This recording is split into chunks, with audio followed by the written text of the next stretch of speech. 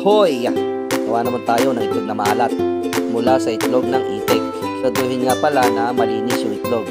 Gasa ko siya mabuti kanina. Proseso na to ay nga lang pala 14 days. Kailangan lang natin ng suka at saka asin. Lagay lang tayo ng suka sa isang lalagyan kung saan lulubog yung itlog. Babad lang natin siya for 3 minutes.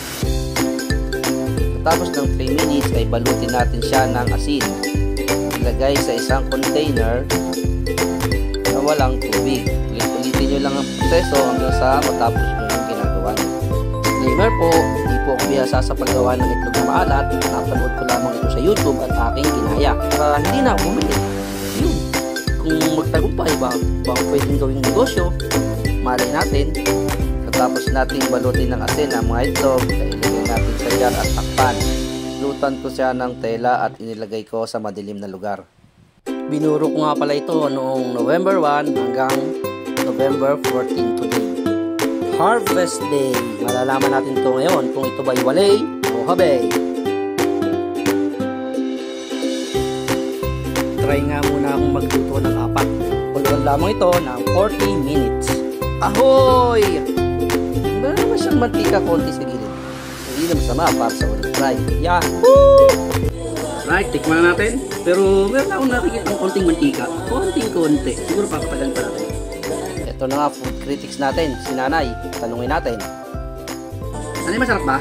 Oo! Yummy! Hindi masarap. Ito kasi sa akin. Partner natin sa pancake.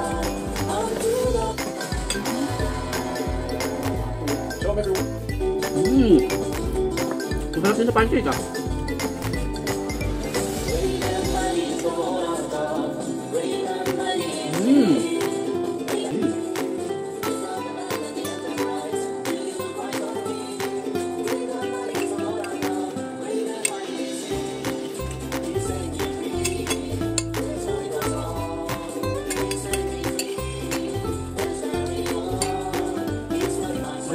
Red egg sa pancake for breakfast kaka.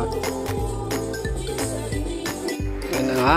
At timer natin ng 40 minutes.